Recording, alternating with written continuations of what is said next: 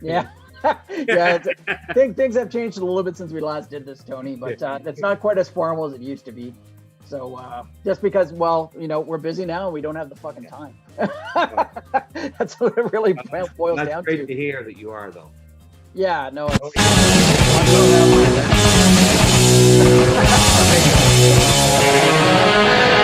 At this point, I'll do just about it. Hey there. It is, well, it's 2020, 24 hours to go, right? And it's Humpday Hangout on the last one for the year, and I'm joined by Steve as usual, and we got Tony with us as well. And yeah, we're just going to see who else survived this year. Well, maybe we want to, try and strive for more than survivalism, but I don't know. That being said, great track by Nine Inch Nails if you're into that. Hey, but honestly, I can kind of settle for survival these days. You know what I mean? It's like, fuck yeah. I've gotten absolutely. fairly modest with my ambitions.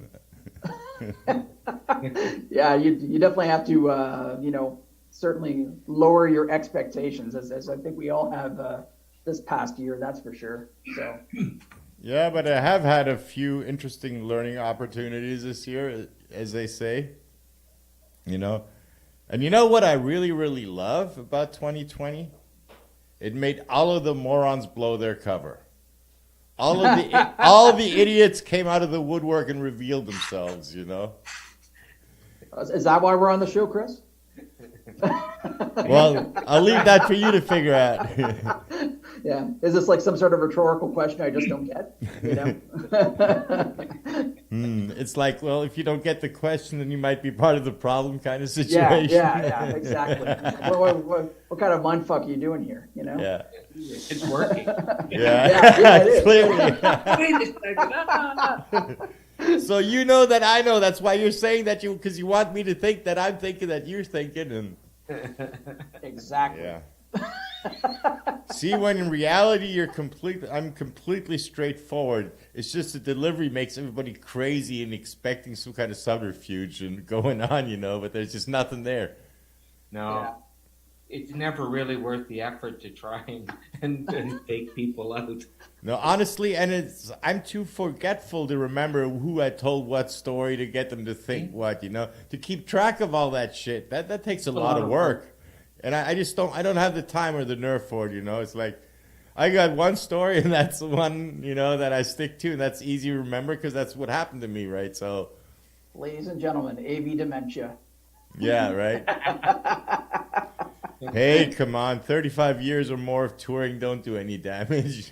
Hey, dude, if anyone's deserved it, that's for sure. That's your prize at the end of the rope, right? Is back in my day when and ... Yeah, But, back in my day when live entertainment was still analog. but when there was live entertainment. Yeah, exactly. Yeah. Good catch. That's the first step in the game, right? It's like, back then we still had that kind of stuff, but I've been thankful for doing virtual events and everything like that, but man, I would really, really enjoy just even doing something that was live at all, even if it meant that I just was wrapping cables for an hour or something like that. I'd be good with that. True. You know those techs in need things that I did, those busking? Yeah. Absolutely, man. They were quite successful, just so y'all know. No, we saw. Yeah. And there's still it again. If you know of anyone, man, that just could use a little hand right now, there's still some resources left. The idea is I'm just whatever came in, it's going out. Right. So if you know of anyone, send me their email. Just send me their email address, and they'll get some help. I think that's a great reminder, especially for this time of year. Chris and I kind of talked about this on I've the been last putting it episode. up on, I've been putting up some reminders, but if you know of anyone, guys, like just pass it along. It's like, people can use some help every once in a while, and That is very true. I'm getting a chance to pay it forward. No, that's awesome, man. And really, that's what we're here for at the end of the day, as far as when we get to a certain points in our career, is being able to pay that back, whether it's something that you're doing, Tony, or whether it's, teaching others or whatever the case, This has been, I mean, like we were chatting a little bit before we have gone online or whatever we're doing here, just, it's been a crazy year. Yeah. Like, this has been, as I pointed out to my daughter and in discussion with a few friends, this is the first time that anyone in the world can say that we have been part of something that has affected the entire world exactly the same way at the same time. That is true for the most sense. Yep. I mean, if you exclude things like the global climate crisis and... No, but this one, the global climate crisis did not affect everyone's economy the same way at the same time. That is true. Did not affect everyone's health the same way, exactly at the same time. That is It's easy true. to turn a blind eye too. Yeah, Right. there's the difference, is that it really has affected every single one of us the same way. I mean, obviously the rich can deal with it, the financial side of it much better. Clearly. Yeah, sure. So in case the audience doesn't know, none of us are rich, but No. Not even close. Yeah, but so Texan need, sure, but remember, Tony's not a credit line. No. The idea was that we were sending out a minimum of $100. Yeah. And if we send more, But still, that can mean a lot to a lot of Hey, that can mean the difference, between, let's say, buying dog food and having enough money to get to a doctor's appointment or whatever. Yeah. Speaking of dog Absolutely. food. There you go.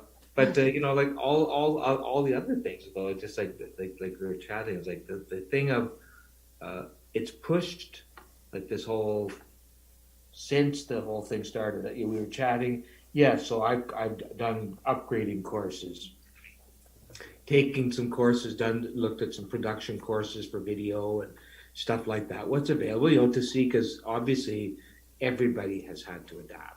Yeah. And folks, if anyone's out there watching, if you haven't adapted on some way or are prepared to, you are going to die a long, slow death. Yeah, look up Darwin. Just as a little hint. What's that? Look up Darwin and evolution. Darwin. All I heard it was Arwen at first. Yeah, That's what I thought. Arwen. Yeah. Probably the noise cancellation algorithm cut off the opening. They need to fine tune their gate. Yeah, no, there's definitely some certain people this time of year have certainly earned some Darwin awards. That's for sure. But I mean, we look at everything that's happened this year, and I mean, obviously, COVID is by far the biggest story in the world, and no doubt in our industry by far.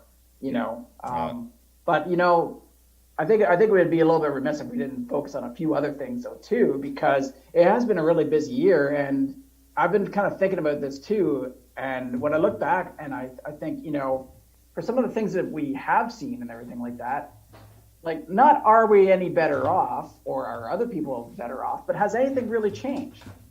And that's actually the first thing that kind of came to my mind when I was looking back, and 2020 was a massive year for the Black Lives Matters movement, and with everybody being called out as far as police brutality and everything like that, and seen both in the U.S. and in Canada, and I look at it now, and I honestly don't know, like, just because there's no media coverage doesn't mean it's still not happening.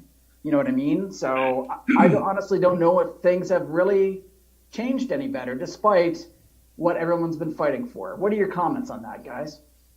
Well, Chris?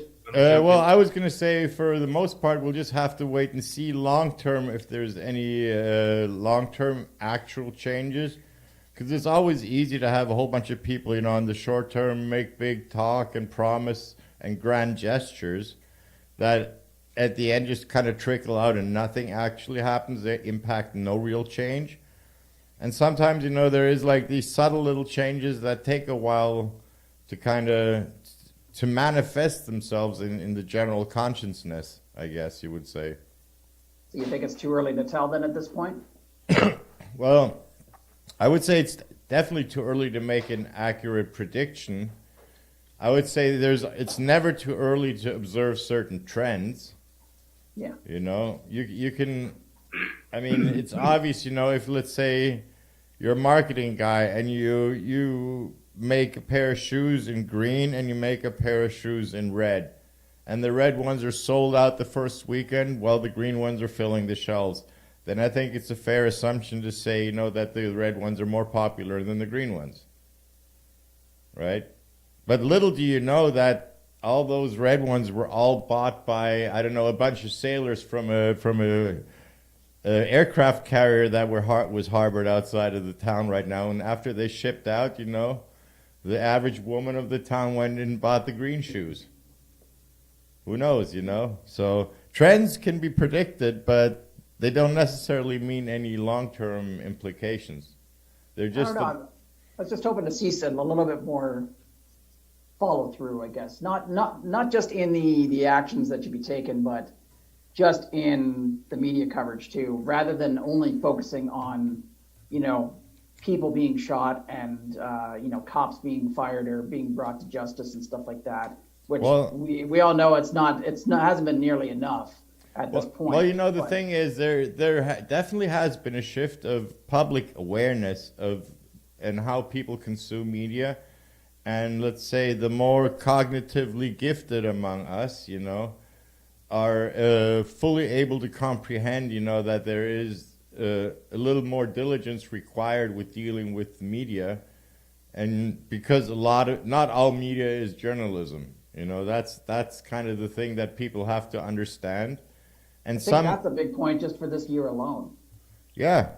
Yeah. Media is not the same thing as journalism. You know, anybody can publish something that doesn't make them a journalist. They don't adhere to journalistic, you know, principles, to proper, you know, credibility and you know, this is there. I think is I mean, that's all also part of a much bigger issue of what ends up happening with people that are given access to certain technologies.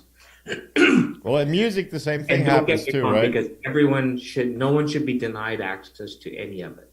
But it's the catch-22 argument that's always been around since everything became some kind of technology. Is when you make it so that all you ever have to do is follow the simple plan startup, you know, and you too can be a film director, you too can be a producer, you too can be a video producer, because the stuff will work, and it's already geared in its presets to give you professional quality outputs without you understanding one thing about what's involved to give you those set parameters. Yeah, you know, I mean, there's generally nothing wrong with tools that enable you to get professional results. But the big caveat I see, and that is the thing that has the same thing. Yeah, they give you a false sense of achievement. They give exactly. They give you a exactly false what sense I'm getting at. It's since the first drum machine, where suddenly, you know, you could create a pattern without having to be able to play drums. There was this false sense of thinking you knew how to play. You understood how to write a drum part.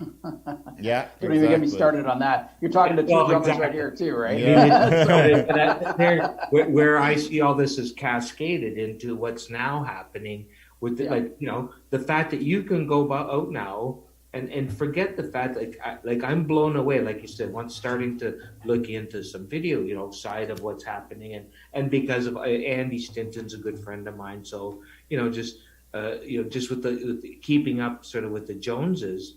Yeah. The fact that now, like, to your phone, you have frickin', you know, ring light attachments that give you beautiful, even distribution. Chris knows that I get photography and I understand imagery and stuff like that and how to frame but it blows my mind. It is pretty amazing, you know. What you can do now. Well, just with the attachments that you can put onto your phone alone now. Yeah.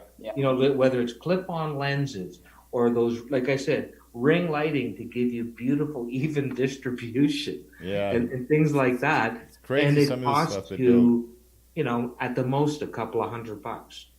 Yeah. It's kind of funny. One of the things I've wondered about speaking of technology, because I've noticed it on quite a few events that I've done, and I'm noticing it now just even with us here because we all wear glasses, right? So the one thing that I'm able to see from everybody, depending on how you're looking at the camera and stuff like that, is I can see the reflection of your monitor, or like, if you have a ring light or something like that, sometimes you can see it, stuff like that. So I'm wondering if that's something that people that produce, optical lenses and stuff like that are looking at as far as anti-reflection, with the thought in mind that they, it has to look good for presentation. So therefore we cannot see the reflection of, no, stain or anything else in the glasses. Actually, the thing is, a film producer actually pays close attention and actually wants a reflection of a light, especially in your eyes. Because if there's no reflection of a highlight in your eyes look dead. I understand what you're saying, and I think what Steve's saying is just a little bit different. But in terms of getting it to the point where, to approach like a Zeiss or or something, and I wouldn't doubt if there is already some kind of technology that exists that does exactly what you said, Steve, because of think of that, think of what aircraft pilots have got now with heads-up technology. They can't have glare. Exactly. They can't have false imagery. Well, there's already like a certain amount of like anti-glare technology anyways. I was going to say all optical optical lenses are coded for anti-glare, and that's some of the highest patented and well-protectedest secrets among the lens manufacturers is their anti-glare code. But that was mostly meant for people driving at night, though. As far as more of the reason behind it, not specifically for the application we're talking about here. No, but the technology is absolutely essentially necessary to make a lens work. Otherwise, every single bright point on your image would turn into lens flares like crazy.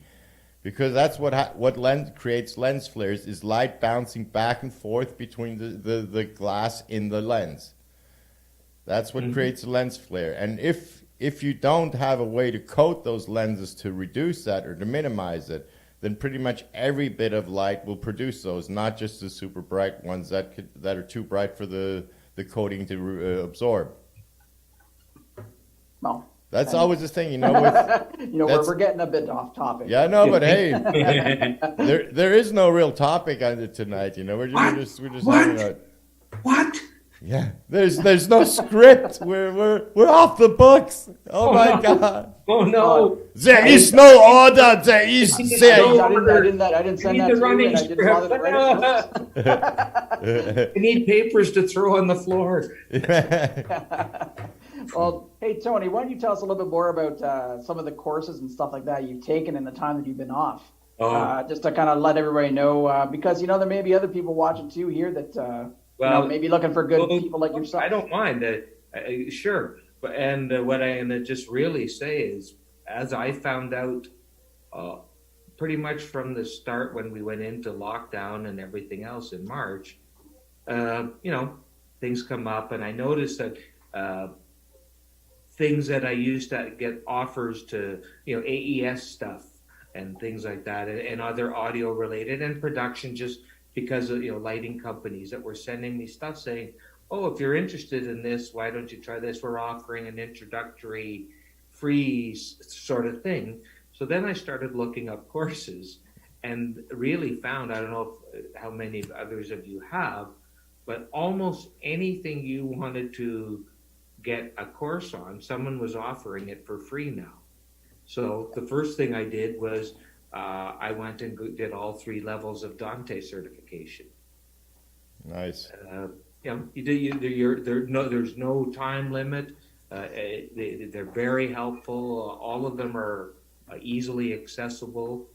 From there, then I had done some smart upgrading and training through Solotech earlier in the year. I just went and did a little bit of checking to upgrade that.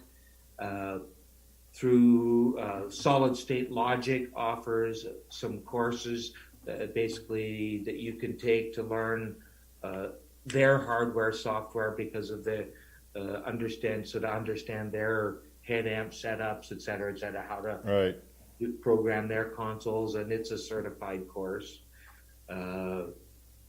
JBL offered some courses. They weren't like any kind of certification, but basically just going in and understanding line arrays, things like that to basically understand. I mean, it was based on their Vertex series and the new VX series, just to give you ideas. So I've done those, DNB, a project that I did get involved, like I said earlier within our discussion, I've done one audio project since March, period. But in that, I also, got me back on some stuff. There's a whole, not revolution, but a new approach to it. It's called object-based mixing and panning. So basically, where you're using multiple speaker sources, you have a core image, but then you use multiple speaker sources to give you a more realistic image of any kind of panning and movement and placement in a sound field. So DNB offers a software for their training for their stuff called Soundscape. If you want to go into it in depth, it's a pay course, but there's enough at an introductory level to get you into it. L Acoustics has something for their software, which is called LISA, L''ISA. Same thing based. It's called object-based mixing. I got involved with some other people with a company called Timax. So it's the same thing. It's object-based mixing, and I've had a unit involved which I could do 16 discrete outputs and do a pretty wild panning if you choose. I've heard of some of that actually. I talked about that with Lucy, whatever. Oh, cool. Not all that long ago, because he was just starting to get into it as well. And, I mean, like Dolby Atmos is kind of part of that same. Yeah. Where it's all object-based mixing. What it does is let's say you do it over 8 sources, over 8 objects, it's for speakers. Then you say, okay, you pick a point, okay? And then you say, okay, that now, I want to move it in space. So where you would have been doing something like this in a pan, what it does now is it says, okay, I've got 8 or 16, however, you can do up to 64 at this point with most companies. They'll give you 64 outputs. But what it does now is it says, okay, if this is what you're saying is the center, the object point of this sound source, you want to move it over here now. Instead of doing it like a pan, we're going to send we're going to change the amount of signal that goes to every speaker so that you get an accurate sense of movement. Gotcha. That's pretty wild. So there's some pretty crazy math that goes on. So I've done stuff like that, which is available. And then if you want to go into it at a much deeper level, you can. They offer courses to take you into that, but most of those are paid courses. I also just did. I'm going to try and get my security guard license for some extra work. So I just finished all the online portion, and I've just redone my first aid and CPR. So if you get hurt, I have to tell you I know CPR. Whether you like the person or not, eh? And then he can remotely tell you how to apply that tourniquet. Yes, I can. I won't touch you or let you breathe near me, but Yeah. But he'll shout instructions from 10 feet away. Yeah, socially distanced, of course. Yeah. Yeah. just to wrap up with that, Steve, it really blew me away though. How much was out there in terms of available, and there still is for courses for people that if you want to upgrade touchpad, if you want to go back to basics, holy crap, man, there's some really there's a lot available. Yeah, I've noticed that too. Like one of the things I looked into early on in the pandemic that I honestly never followed up on was because I noticed a lot of it in want ads and stuff like that for kind of our industry or industry-related stuff was just getting Crestron certified. And at the time when I looked into it, I didn't see anything that was technically available as far as an online course. But like honestly, I never looked at that again like past like maybe May or something like that. Interesting. Right. Hey, do you guys know if there's like any site that kind of aggregates those kind of free courses that you can go to one site? Yeah, it's oh shit. Well, sort of. They do some of them, and I forget what it's called now, but it's. Well, if you look it up later on, just send me a text message and I'll include it in the comments or in Yeah, the there's one, descriptions. but most of them you kind of just you got to go looking, and basically you enter the company, say you go, whatever, verylight.com, free online courses, Yeah. and you'll get you'll get a hit, I guarantee it. Like, yeah. Yeah, it's true. Like I've been going to school every day as well. Like literally, I don't even have TV. I've been watching tutorials and training videos all day long, pretty much. If I'm not actually trying out the stuff I just learned. From being able to keep my chops up, fortunately, with the studio setup I have at home, and there was a lot of those things where you have virtual tracks. Mm. So in terms of mixing, and then a friend of mine's a distributor for Ericsson Audio, so at least I have access to current equipment, current technologies, and like I said, this other. Do you know Contact Distributors at all? No, I can't say that I do. Contact No. Distribution. They're Phil Coons. Anyway, yes, through him, the same thing. I get access. I was mentioning that the Timax unit. It's the same thing. It's a British software, hardware unit that has been around for quite a while. Hey Tony, you feel like doing some tutorial videos on the stuff like that if you have access to it? Because I mean, this be awesome. That'd be awesome content for this channel. Let me look at that, because I'll just see what I can do, because it's pretty cool stuff. Yeah. It's very nerdy. Well, that's what I mean. That'd be Grumpy Roadie would be the perfect place for that. You could make like a really nerdy video that only real nerdy gearheads like us will actually watch and enjoy. Because it's funny. Because do you know Mike Noonan at all? And not very well, no. Oh, okay. Mike's a freaking genius. He's the senior audio producer for CTV. A good friend, but I happened to get together with a few guys, and it was to go sailing on this guy's birthday, and I'd never been Right. sailing. My friend Bill Coons owns a boat, but it was like a full-on little nerd convention on this boat. Most of the time, we were just talking. Well, hey, have you seen the new XYZ12 or whatever? Yeah. Hey, we didn't mind this, yeah. But Mike and CTV, they're like at CTV, like they're way into all the Dolby Atmos and that sort of mixing technology, because they're using it for TV, and they just dummy it down to stereo and mono Right. for everyone else. Yeah, makes sense. I mean, broadcasts usually are the first ones to adopt, high-end technologies. Yeah. Because they can afford to in like permanent installations, running TV studios. Well, they're also they're the only people that can afford. Like right now, like the microphone that Calrec makes to give you this kind of resolution, that you start in at 25 Gs. Yeah. So that's nice. It's not for everybody. No, exactly. And not everybody actually has a need for it. Well, no, but they just to sort of following up on a comment you made earlier, Steve. It's just so wild. Like, okay, yes, there's right now you need this super expensive piece of microphone technology, but the same way you could not get a surround sound system without actually going out and buying 5 speakers. Yep. Think of what sound bars do now.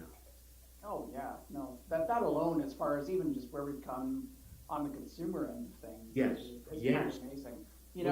And you talk about all these different things that are available now to make you look semi-professional, in a field that some people have no business being in, and stuff Yes. like that. And let's face it, we're all guilty of it to a certain degree too, when we're trying to just get more work and market ourselves out. I mean, you can't really blame a person for doing that. you know. But as long as it's within reason. Well, you're not selling yourself too high and mighty from what you can actually really do. no. No. Well, nobody would ever do that now, would they? Yeah, yeah, really. No. We never meant anyone. God forbid. Well, That would be bluffing. Nobody in this industry ever bluffs no. and then reads the manual on the way home. We're all straight arrows in this industry. What do you mean? Yeah. Oh, yeah. So I had a question for you, Tony. Yeah. Since like one of the things that Chris and I have talked about before is that the people that have had probably the toughest amount of time trying to find work, as far as anything that was industry related in the first place, was probably like lighting techs and stagehands and stuff like that, because there just hasn't been much out there. So in your experience with techs in need, what have you seen from that side of things as far as the people that have been approaching you, and like what their background has been?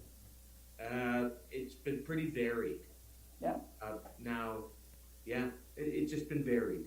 There's been no real rhyme or reason. I can't say that it's been more one department or another. Have you seen more people trying to get into film for IATSE?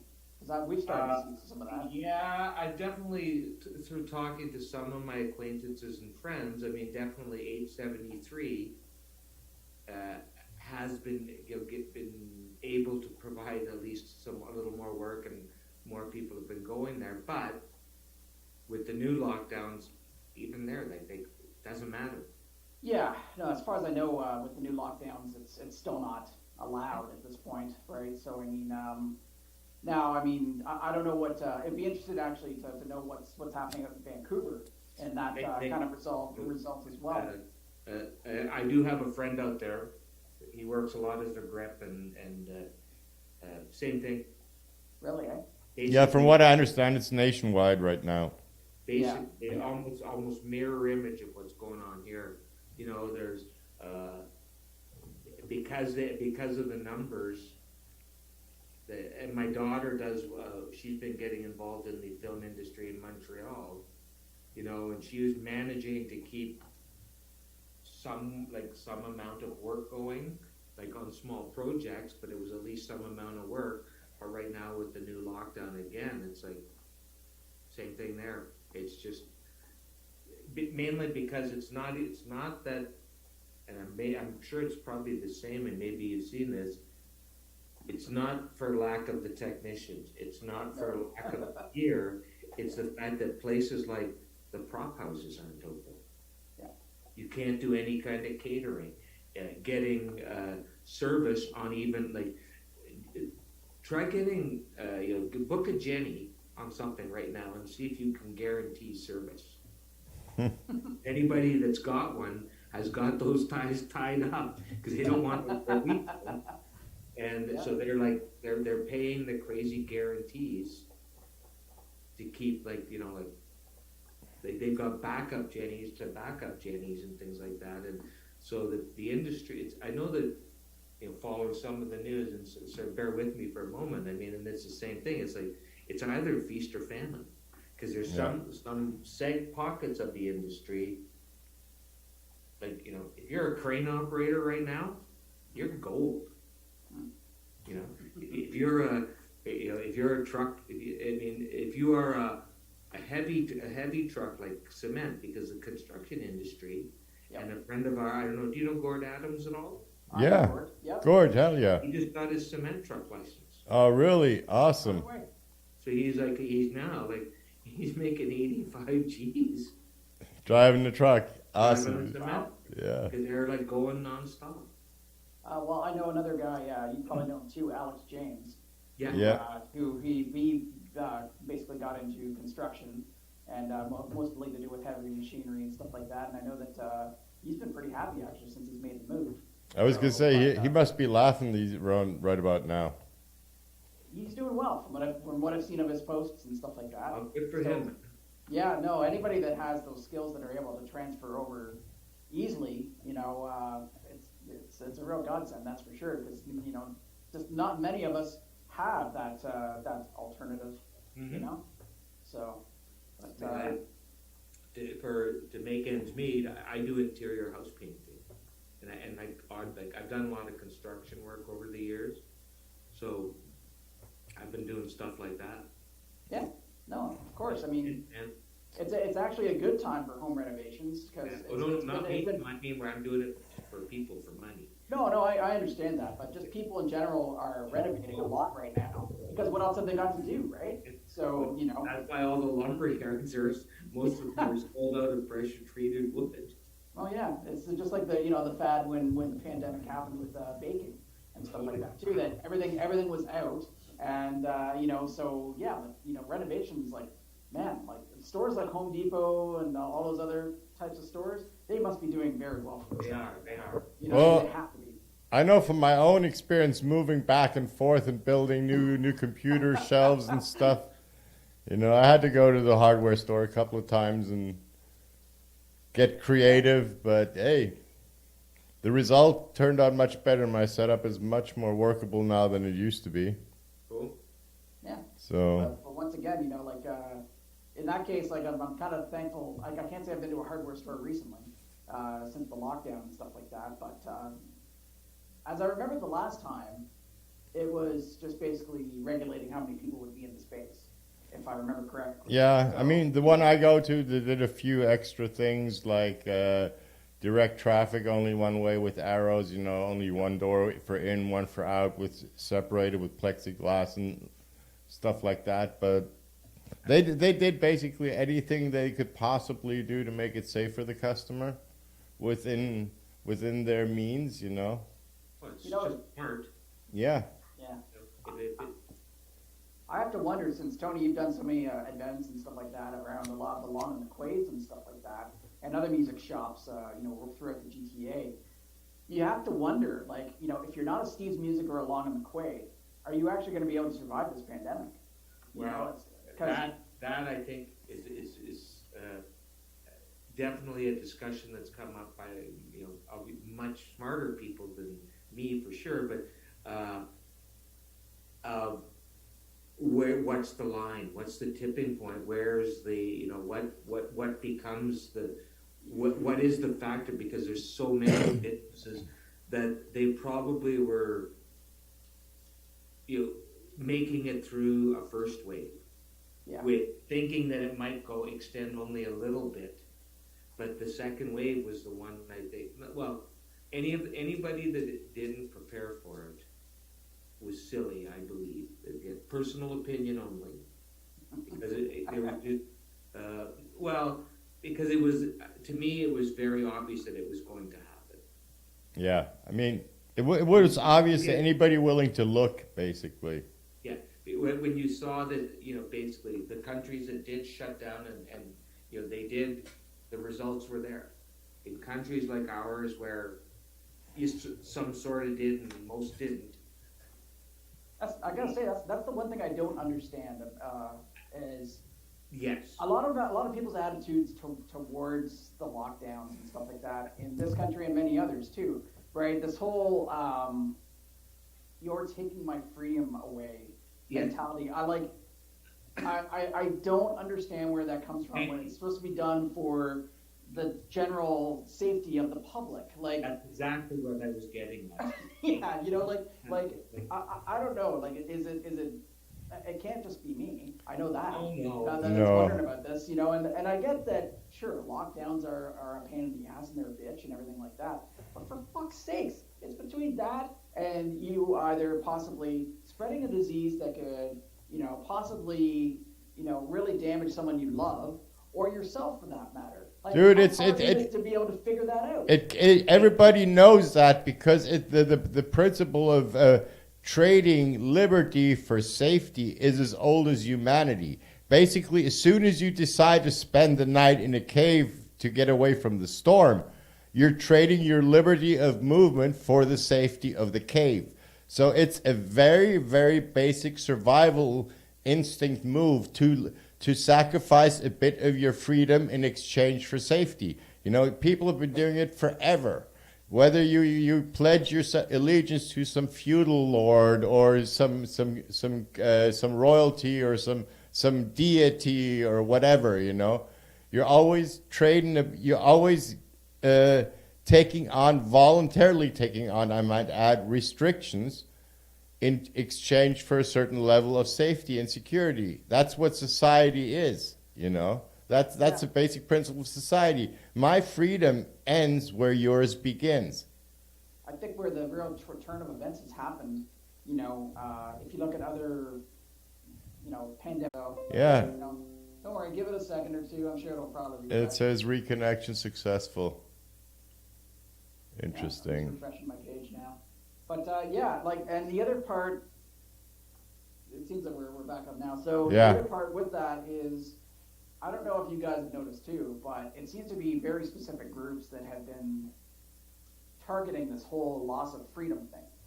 You know, at least in my personal opinion. I don't know if you guys have noticed this too, but I have noticed though that a lot of groups that have been speaking out about this and everything like that have been more religious groups.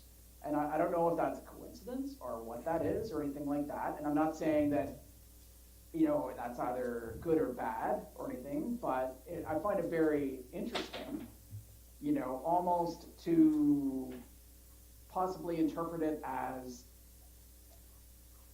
it's a possible will of what they have in their beliefs to justify the existence that we're in. Like, you know, and let's face it, to justify any existence at this point of what we have, I mean, good fucking luck, right?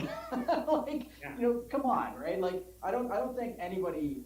Maybe it's a comfort for those to try and have some sort of answer for comfort. Maybe that's really all it really is. But you know, I see that too with like misinformation when it comes to anti-vax websites and stuff like that too, right? And especially since we have a vaccine that's now being distributed. You know, there's already, you know, a pretty big campaign against that, you know, as far as that's concerned. So, like, I have to wonder, though, like, when we're talking about the vaccine and stuff like that, if maybe our governments should be saying a little bit more from their top doctors, like Dr. Tam, you know, for the federal government or whoever you have, you know, to basically lay out the benefits and why you should be getting vaccinated and everything like that. I'll tell you what I think will work better. I'll tell you what will work better. Instead of getting doctors and scientists out in front of the camera, get celebrities that people can relate to in front of the camera and get them out there in masses, you know, like literally. I think they will, but if you ever watch any I get two channels on, like I get a CBS News channel on I get one other channel on TV, and I don't even have TV reception. No, I have an antenna. Believe it or not, it's an antenna. So I get a CTV channel and one because it's a smart TV. Yeah. But exactly that has already started happening in the States. Yeah. They're getting, you know, celebrities to go, okay. Yeah. Yeah, that's what I mean. You know, we should do that. Just have people, you know, like come out in droves, musicians, actors, you know, athletes. People that are really highly respected. Like, yeah. You know, like, okay, so here's a good example. You know, like if Drake, for example, goes, you know, on a campaign, you know, and gets publicly vaccinated and makes a pro-vax video, whatever, you know. That'll do more good than Dr. Fauci or Dr. Tam, you know, preaching to the masses. Very true. I mean, I don't think Drake is maybe the best example because the guy's kind of a moron. Of course he is. But you know, like someone like I would consider that I would really, if I was on the fence about it and was thinking about it, someone like I don't even know if he's alive anymore. Jesus, I should know this. David Suzuki. Right? Or someone like that, someone that has a real pulse. Yeah, no, but he's too intellectual. You don't understand what I'm trying to, what I'm getting at is I'm saying that you can't do both. Yeah, of course. I mean, appeal to both sides. Fair enough, granted. But you want to, because like intellectuals and scientists target only a certain level, a certain part of the demographic. Absolutely. We were talking about getting to those people, you know, the science deniers, you know, the ones that politicize that.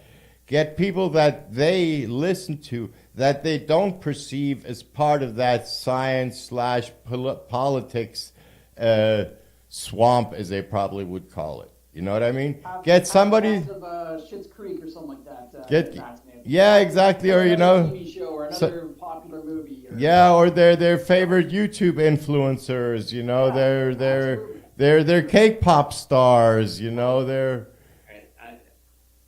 My cynical side says, yeah, they've got that all sorted out. They have to do it for line workers and doctors first, just because. Of course, I mean. Yeah, of course. I mean, they're the one most exposed, right? Frontline workers. Of course, they have to be the first one.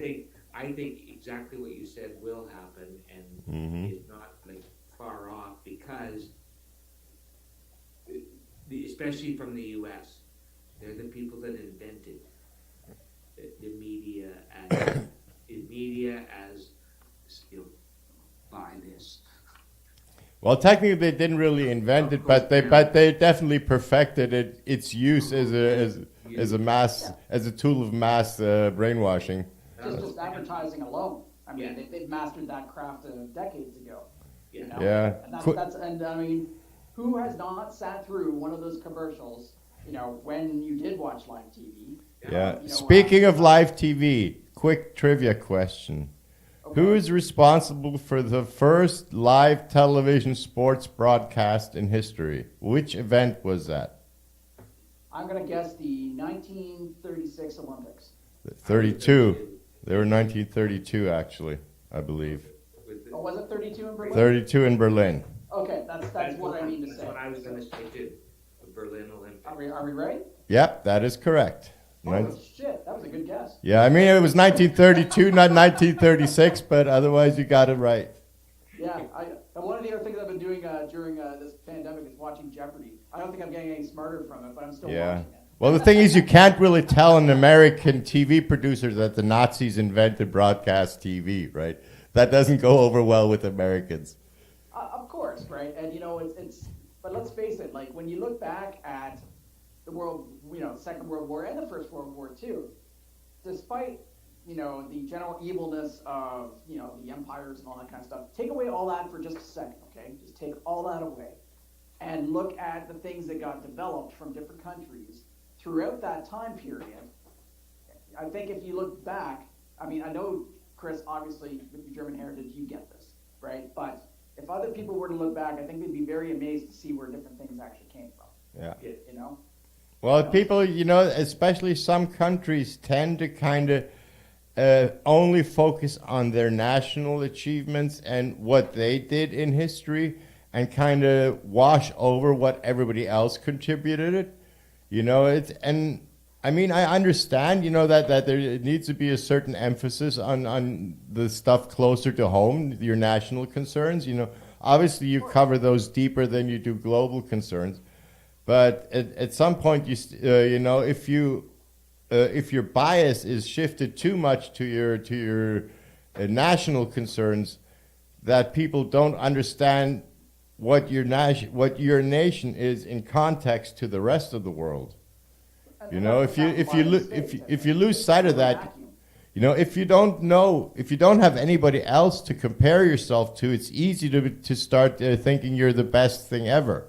You know, we're number one because there's nobody else, right? Exactly, you know. So, and that's a direct result of that kind of a bias in public awareness, and as a result, I should say, of that kind of a bias in the education system. Yeah, sure. You know, this whole vacuum effect is something that you know, we see an awful lot of, especially you know, south of us. You know, and but I mean, that's been there for a long time, and it's not something that's just developed and been exaggerated through the time period that we're going through right now, you know. But I think in some ways the pandemic has actually opened some people's eyes. It's been a lens. It's just the reliance of what they actually do have on other countries, you know, to since Canada is a massive trading partner of the U.S., you know, to all of a sudden have some of those things be kind of complicated in the beginnings when they were trying to figure out what was essential traffic and stuff like that coming across for goods and services and stuff like that. You know, they obviously had to keep the land borders open for that, and you know, but yeah, you can definitely tell that Canada and a lot of other places too tried to refocus some of their efforts. Whether it's a difficult political regime that's in power and in a certain particular country, or whether they're just trying to make it more feasible for the people at home that might end up being a better quality and a cheaper price. Yep. Nothing to say to that. Yes. I got nothing. You win. Come on. Okay, well then. Well, that was it for 2020. You actually got me to shut up. We're done. Holy shit! I didn't think I'd ever make Christmas. I didn't think that was a physical possibility. Okay. Yeah. And next week we will tackle the problem. Must be really, really good. Well, that's my gem for the day, I would say. That's, Good one. oh, thanks, man. It had to happen one of these days. So. This epiphany is brought to you by Subway scientists from Riff. Riff is a company. It's an indica with 21.4% THC. And I can recommend it. You're a good man. Hey, it's even got its tax sticker on it still, so I pay my taxes, I think that's one thing that has risen a bit throughout this. Is just not only like the use of it, but just I've seen a huge explosion on the market too, as far as other products that are either THC or CBD related. Well, the acceptance has always been there. the acceptance has gone mainstream now. That's it. The marketability of cannabis products has because the stigma is gone, right? Yeah. Every grandma has learned, that cannabis and hemp is now legal and nothing evil about it, and like also that hemp hand cream, is now morally safe. Yeah. Well, I gave my dad some CBD oil the other day. He has what I would say undiagnosed anxiety, shall we say. He's in his late 80s. He gets very nervous about everything and just can't calm down. And when I said, "Hey, I got this for you," or whatever, and I just told him it's just all natural. That's all you need to know. Yeah. And then he calmed down. Everything was fine. And then an hour or two later, I told him, "By the way, this is CBD." But I said, "But look, this is not anything to do with any sort of hallucinatory, properties or anything like that. This is just another, medical thing to give you that you seem to be okay with." And he was like, "This is amazing." I don't know if he's used it since, but still. Do you know Bill Beckton at all? No, I can't say that I do. Okay. Bill Beckton's I met him many, many years ago. He's an LD. That's what he's an LD. He does a lot of TDing now, work and on bigger projects and stuff and around town. But he got diagnosed with stomach cancer. Ouch. Okay, going in, he's trying to get they're going to give him therapy, radiation, chemo. It's not really taken. He goes, "Screw it, man." He found this article that said, I helped myself get through cancer with CBD oils. Interesting. He went and he dropped every single medication. Reference it, looked to see that he needed to change his diet some to go with the CBD thing. 2 years later, he went in clean. Okay. Now, my follow-up question to that would be, throughout that process, was he still going to see an oncologist? No. No? Okay. No. Just curious to know. He stopped going to see his doctor. He just went to his GP, stopped going to see the oncologist, because he said that he was getting no results from all his chemo and radiation was just not really changing anything. He hated the way he felt. He just said, "If I'm going, I'm going to go." So he said, "I'm going to do something radical. I'm just going to stop everything else," which he did. Changed his diet a bit and went on his CBD. That's interesting story because I remember years ago I was talking for everybody. Who knows, man? Yeah, hey, years ago I was talking to my oncologist about smoking pot, right? And he actually at that time admitted to me that oncologists, at least on a scientific level, were aware of a certain property of cannabis that under certain circumstances can reduce or inhibit the growth of certain types of cancer. So, and this was probably, I'd say, 15 to 20 years ago, like right around turn of the century. So some, let's say, more advanced thinking oncologists that spend a little more time looking into new research and new information and science like that, they were becoming aware of it, but they couldn't do anything. Their hands were tied because there was no therapies or anything based on that available, right? But, No, but the funny thing is with that oil, I was going to say, I did a similar thing to my grandma back in the late 90s. But it wasn't just CBD oil; it was full on hash oil. But I gave her some to rub on her gums because she was having some real bad toothache and headaches and stuff like that, right?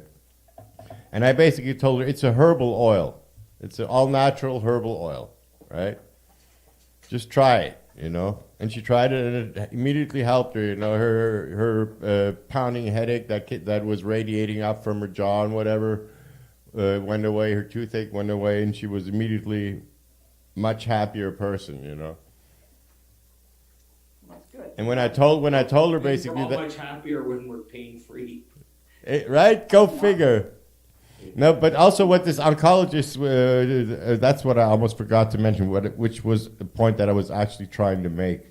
What this oncologist also told me in that conversation is that in his experience, and he's had several cases where people basically, just by the sheer willpower of making the decision, I'm not going to give in to cancer, I'm going to do my own kind of treatment, right? The decision to do that has such a profound impact on your body's self-healing abilities. Yes, which I think you definitely tapped into something that, you know, some people will not want to buy into, but we really do make choices. We really do have the ability to do some pretty wild things. Yeah. Like you said, once you go deep inside to yourself and say, you know what, man, fuck it, I'm going to do this. Yeah, that is a very powerful thing, and that can mobilize, you know, resources within your body that you weren't available, known that were available, that medicine might not be able to tap into at all. Well, it's that whole, to me, that you tapped into that thing of like, we've all heard those stories of major car accident, mother's baby is in the car that's burning. But that's adrenaline, we know that. Mother who weighs 150 pounds lifts the car up with one arm to grab her baby. Yeah, but that's adrenaline, you know. But it is. But it's at the same point. It's knowing that when you really need it, you really have to tie into it. We have that there. Yeah, your body could do a lot more than you think it can. In your mind, it's, you know, like we have that much ability that's, you know, it's tying into that whole thing of we really only use 10% of our brain. Yeah. I mean, what people about that story don't mention is that mother spent the next 9 months in traction in the ICU. Oh, absolutely. Every likelihood that she did. Every likelihood that she did. She tore every ligament. But but the kid survived, right? So I get it. I don't know if any of you, either of you have kids or not, but no. If you do, would you closest thing I got is on the floor licking his balls that are not there anymore. But, you know, another thing I've been thinking about too with that is that, you know, more of our awareness about mental health and stuff like that, especially through what we've been going through, has been really, really trying for a lot of people. And I think all of us, you know, have heard through the grapevine of different people that we've lost, both in this community and you know, just personally and stuff like that. And it's been very, very hard. Well, it is. It is because we are a social race. Absolutely. We are meant to interact. We are meant to be with people. And to kind of expand on that point, you know, as much as it can be great that, say, a medication can make you feel better. Like I'm on antidepressants and I feel great because of it. But that wasn't like the ultimate fix for me. Like for me, it took months of therapy and stuff like that to be able to work out my own crap until I got myself to a point where medication was really going to be of benefit to me, really. Cool. And it takes time anyways to get into your system and stuff. But I think about these frontline workers, and one of the things that I've seen a lot of in the virtual programs I've been doing has been about nurse and physician burnout, and now we're starting to hear about PTSD and stuff like that as well from these people that are out there every day giving it their all. And let's face it, like any sort of rules or anything like that about not working so many hours in a week or anything like that, all that shit's gone, man. It is like, a fight. It is a battle to the end, and I just hope that, and when everything is said and done, that, man, these people get not only the respect that they deserve now, or they should already have it, but they get time for themselves somewhat to be able to even remotely recover from that. Absolutely, man. I have an old college friend of ours, like a mutual friend. Like she's American, but she was working, and then her company shut down. With the shutdowns, she pretty much with the next week. So as of basically the 1st of April, she's been a COVID volunteer at one of the hospitals in Jersey. And exactly, that's what, we stay. Everything you just said is exactly what, like they have. There's therapists on site all the time, just like. We're here 24/7 because we have to be. Like we want to be. If you just need 1 second just to come in and go, or right? chat just for, just to sit there and go, because that's exactly what you said. The hardest part is knowing that a lot of these people, they can't see anybody else. Not only that, they're handicapped at work too, in some respects. Like one thing that we had a therapist on the show a while back now, and he brought up an interesting point that like during the lockdown, all the food services within the hospital and stuff like that were all shut down. Yeah. So like not that they couldn't bring food themselves and stuff like that, but they kind of rely on being able to grab something quickly, and with the pace of what they're working with and everything, and it's just like damn, that's got to be a pretty big shift for them too, as far as that's concerned. And even just having the time to actually physically go out and get food or groceries or anything like that to be able to be that prepared. Yes. Like, where does anybody that is in the medical profession have time for that right now? I don't know. I couldn't, honestly, I could not agree with you more, man. I just have so much respect for them because it's nuts. Yeah.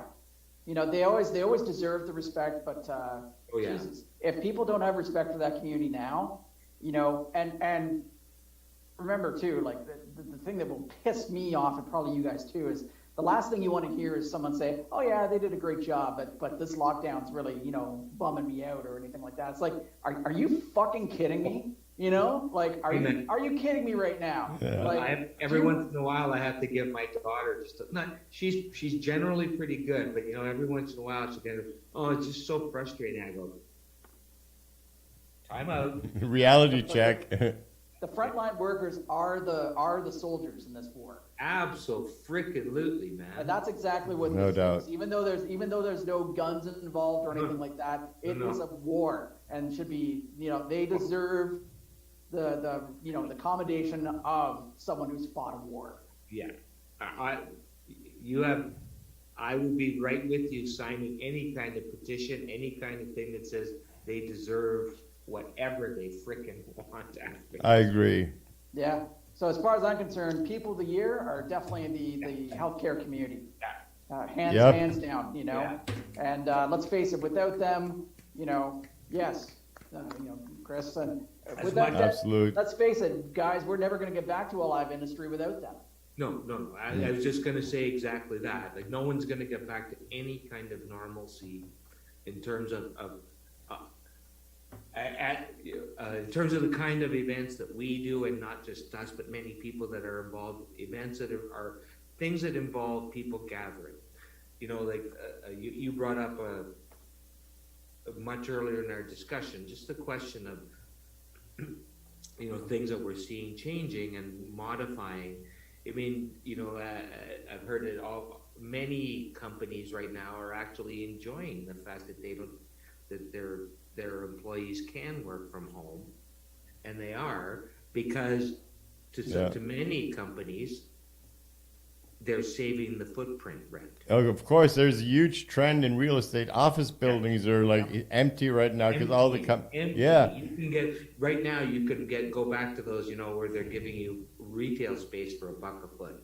Yeah, it'll be interesting to see how that's going to continue developing the downtown core, because those vacancies are going to fill with something. It's the most, because it was a little business report I heard yesterday on the news yesterday, so it's really fresh. That's why.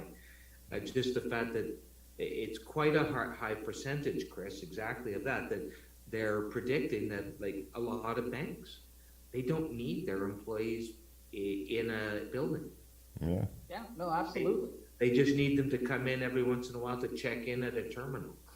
Yeah, either that, and they have maybe they have like keep the head office with 2 boardrooms where they come in for their weekly briefing. Something like that, yeah. Yeah, you come in weekly debriefing for each department on a different day, so they only need to have 1 boardroom. Yeah. And I think that's what those are the things that I'm definitely seeing modifying. I mean, we obviously, in terms of like from our any kind of event production period, not just sound and lighting, but obviously the trend towards the virtual performing arts in general will have to performing change. Arts in general, applying studio techniques now. That crossover between studio and live is really not just this anymore. It's really blended. Oh, it absolutely has, and the learning curve has been very, very steep. Yes, that's for sure. I'm glad very fortunate that because I've always been a production manager as well, and a lot of this because I did a lot of post-production work. I was a post-production editor for quite a lot, and I do TV stuff. But man, am I glad that I had that, because at least jumping into some of the new technologies, it wasn't like I just was suddenly, oh my God, what is this? Yeah, exactly. I saw that it's okay. This is the new version of that now. This is where this went to. Yeah, I guess as a video guy, the transition for us was a bit easier, I guess. Yes. Well, yeah, because I think so too. Again, because you can see an image from a long distance as long as you got a big screen. Yeah, well, no, the thing is why I think it was easier for us video guys is because basically, historically, we were the ones left to deal with all these kind of virtual scenarios. Yes. Right? No. Essentially, that's what it comes down to. That's why we already were somewhat prepared, because we encountered this before, kind of thing, right? The first time you had to do green screen technology, any kind of green screen shooting, you were basically doing this. More or less, yeah. You were already being prepared for this because you did it, whether it was on an overdub stage, whether it's on a vocal overdub, reshooting, green screen, CGI, all those technologies really just had you getting. Anybody that was already into it was really getting ready for this. Yeah, I mean, I'm sure, you had your share of dealing with telephone hybrids to bring in call-inners, to a live event, just like we had to deal with video call-ins and video streams coming from remotely, into our events, so that technology is not entirely new, even though it's obviously blossomed into something completely, it's evolving rapidly, right? The delivery method has been simplified. Yeah. I'll be interested to see whether webcasting companies will actually survive this, now that a lot of other companies have realized, hey, we can do this on our own. Yes, you are correct. I'd be surprised that if the company that I belong to, being CCR, would bother with that now that we already know how to do it. Well, the thing is, what I think the companies that will survive are the ones that can organize and manage and wrangle a large virtual conference, for example, with dozens of speakers and all that. Because that's more than your average Joe Blow can do with their team Zoom calls. Yeah. You know what I mean? So the threshold has moved up a few steps, like every team can do their own team Zoom calls now. They've got that one figured out. You know what I mean? Absolutely. So they don't need external companies to facilitate that grassroots level of inner communication, right? But when it comes to hosting like a virtual conference, and you got a whole bunch of speakers and screen sharing and remote laptop streams and all this stuff, that's where it takes somebody who has got experience and the technology to provide the infrastructure to make that possible. What's really interesting and neat to see is first time people that have not done a virtual event before, and they don't really know what to expect from it or anything like that. And we've been very blessed in a lot of respects that those clients, we've been able to say, hey, come in to the studios and take a look as far as what this actually is. Don't just look at it from your office or anything like that. Because otherwise, a lot of people can look at this and say, well, it's laptop technology. Why am I paying so many thousands of dollars, for this?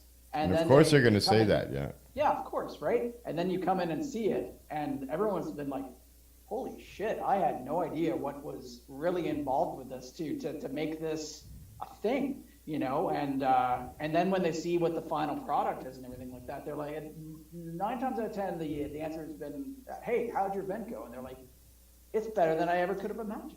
Good. Because all they ever have in their head is just a Zoom meeting like we're kind of in right now. Yeah. Yeah, exactly. So, it's something. It's neat from that perspective to see that again, because let's face it, we've lost a lot of that in live events. Everybody's done a live event or gone to one or anything like that, but not everyone's done a virtual one.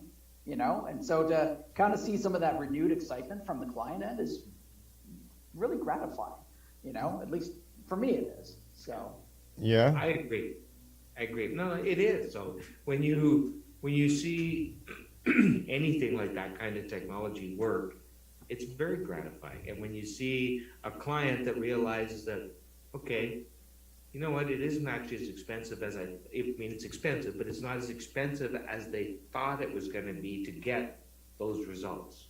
Yeah, that's very true. And it's become more about selling the people services than it has been about selling the equipment. Right? But if I may, Steve, it always was. Yeah. Absolutely. Oh. Your crew has always been the block of people that makes it the quality that it is. No matter what. Absolutely. And this Exactly. just reinforced that, I would say. I always used. It's an approach I've always used as a tour manager. It's an approach I've always used. It's like, you know what? We're all, we're just, I'm not the only sound man, you're not the only video, you're not the only light, you know what I mean? It's like, folks, but it's as it's what we can bring it to a person or an event, a client, as a team, that they go, that was great. I didn't, I was my normal worries, but those are just nothing. But other than that, you made it go. I'm sure both of you might have the same approach as I do, is that when you get no comments at the end of a gig, It was a good show, yeah. you know what I Yeah, mean? that's typical for sound, especially. Well, no, not even that, but it's just like overall, if you get nobody that's coming to you and going, oh, I wish we would have, or could we have? No. When you get people that just sort of come and they just might nod their head at you, or just sort of go, thanks, or to me, there's the biggest one. If they just come up, thanks. I think that's just the subtlety, especially with doing Canadian events. I've noticed more in America, people will come up to the tech tables and stuff like that a bit more that are attending. Oh yeah. But I think that just might just be a cultural thing, Probably is. We're a little more polite and reserved and stand back, let people do their job, kind of. Yeah, very, very much so. I would agree with you on that, Chris. Yeah. That's for sure. Well, I think, whether you want to call it, I'm guilty of this, but I don't give out a lot of praise to people, because the way I look at it is like, if you're doing your job and you're supposed to be doing it at a certain level, you were hired because you're supposed to be able to do that job at that certain level. consistent. Mm-hmm. So Oh, I remember how your stage crew at Panamania was whining about the tough stage manager. I was laughing my ass off internally while I was running back and forth that Image Pro to your stage and back, right? And your backline crew was whining because you're so mean. Oh, Tony's so mean. He's so cruel. Well, once again, I mean, and like I look forward to managing a crew again in the live sense of things. Yeah, for sure. Like it's different for virtual events only for the fact that there's some things that are out of our control. Like, for instance, like, whatever Tony's internet speed is or my camera quality on my end or anything like that. Those are all the, components that we have no control over and you just have to kind of go with it. Yeah. And that's the really crappy part about that is that, you can't just tweak something to make it look better or make it sound better when, what's being done on the other side is not being done professionally in the first place, right? Garbage in, garbage out. Yeah, exactly. And like I found that most people have been pretty understanding of that, but man, when it goes south, it goes south fast. Like I did this event recently where the entire panel, it was based on different countries, right? Okay. So this was an African country that was doing their presentation, and only like one out of like the 5 people that were dialed into the Zoom call had like a rock solid internet connection. And I'm like, okay. So she said, all right, I will share all of the PowerPoint from my side because at least it'll be visible and stuff like that. I'm like, okay. That's fine, sure. But everyone else, basically, when they went to speak, like, it was all garbled and their picture kept cutting out. We had to tell almost everybody to basically shut their cameras off just to try and get the audio to come through. Wow. It was so poor, right? And like the trend has been a lot for clients that are in that situation, so like that, is to do more pre-records now to their content and stuff. But of course, it's not everybody's into it, right? And it's always the whole thing of, well, how late can I do it before I have to have it in because I may make more changes to the presentation. Things may change in the meantime. I don't want it to be out of date and stuff. What do you mean, like what happens at all our normal shows where they go, I know you got the final stick. I know you got the final stick this morning, but I just got this. Yeah. Can you play these other 7 videos while you're at it? I need them loaded in before the other 2. Yeah. And by the way, you have no time to test anything, so let's just hope that just works. It works on my laptop. Well, it works at home. They told me it was all done. Yeah. So, I mean, I don't know. In this world with the virtual stuff, it's a little bit more organized, I find, as far as the content. Which is nice to see, but that ain't gonna last. I think, what, I sadly, I have to agree with you because it's probably organized now because there's not a lot of people that have really sort of taken charge of how to do it. But once it comes to the point where, as you said, like with Zoom meetings and that, where as long as you got a secretary that's willing to spend the time, they'll just leave it with her. See, they're right there, I believe, is a true place for growth for a lot of companies that are trying to do these kind of events and moving forward as well, which would be content management. Yeah. Or whatever. So like to the point where or a representative from whoever you work with, is with the client, kind of hand holding as far as setting reasonable, deadlines and dates and stuff like that, saying, okay, like I don't have this yet. Where is it? When can I expect it? And just to be on top of that versus, just hoping that it all kind of comes in at once. I think what's probably at a very high level, like in really big companies, they've already understood the importance of they need to spend as much time now and planning and organizing of these kind of meetings as they did with their AGMs, with their where they had a team that was put together to prep for the meeting. Yep. Stuff like that. So the major corporations, I'm sure, are already doing that.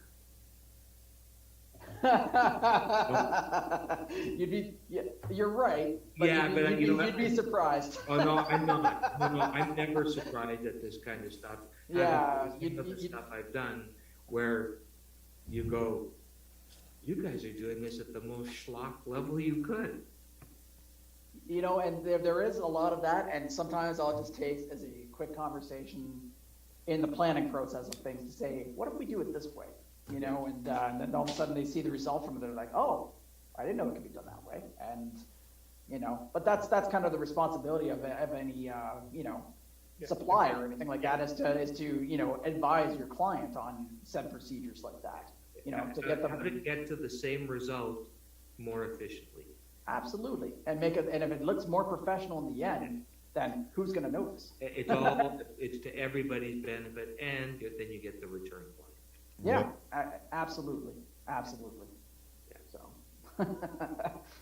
oh Jeff, man. I'm gonna log off at this point. Yeah, I got to get going too. Yeah, I think we can pretty much call it a night, and Enjoy, obviously, really, man, enjoy the chat. So thanks. Yeah, Tony, it was great likewise. having you back, man. Always good to see you, brother. yeah, and So, if like I was saying earlier, if you feel like it, you know, give it a thought making some gear videos, because I really want to create a series, you know, of tech for techs kind of tutorials, you know, Okay. where kind of everybody can come and show their favorite piece of gear, you know, going like, oh, here, look at, I want to show you my new jog shuttle controller, you know, speeds up my video editing by the factor 20, you know, or whatever. My favorite piece of gear. Yeah. But you know what I'm saying, you know, so. Knock on wood, my ears still work really good, so. Yeah. But you Yeah. know what I'm saying, you know, it could be a fun kind of little show to do. I will, Chris. I will. I'll look into that. Yeah, Steve, I will send you that resume. Yeah, by all means, man. And, Yeah, and I can start next week. well, you know, I mean, I can only speak for what I see in front of me, and it's already looking busy. I've already got projects that are coming up for March, whatever, that, you know, that I'm doing, you know, tens of hundreds of pre-records for and stuff like that. It's insane. It's Cool. insane. You That know? is Like, awesome. yeah, it's great because it keeps me employed for one. Yeah, But yeah, you know, so talk with some of the guys that you may know, like I will. you know, I like Will will. Smith or Reese or any of those guys. And they'll tell you it's been a pretty good experience. You know, working at CCR and I I'd love to have already- you. From other guys who told me that. That's great. So yeah, we'll see what we can do. And in the meantime, Tony, I just want to wish you, you know, a happy 2021. We know we're going to see you, and you know, just Well, I'll thanks be for everything ready. that you bring to the table, man. Hey, man, thanks to everybody. Yeah. Cheers, brothers. Cheers. Always great to have you here. Yeah, safe travels if you're doing any. Well, not really. Maybe maybe around the block with the dog in a bit, but that's I'm about with you it. there. All right, guys. All right. See you, Okay, Tony. take care, Tony. Take care, guys. Bye. Bye-bye. Okay. All right, Chris. Oh, look at our layout just completely fell Yeah. apart here. Well, that's what happens when you do gallery, but whatever, that's fine. Yeah, So that don't works. worry about that too much. We should probably wrap this up anyways. So I was just gonna wanna- say, Go ahead. we'll just wrap this up and yeah, and we'll do this again next year on Wednesday and see who survived, who didn't survive, and don't forget to like and subscribe. It's really important. We want to grow the community. Share this video, tell people about it. Join us on our Discord page as well. And we want to build a community there. Besides that, I was going to say, Happy New Year. Stay safe, be smart, stay level-headed, eyes on the horizon. Stay the course, my friends. Steer- Happy 2021 to everyone. Fuck you, 2020. Yep, fuck you 2020. See ya.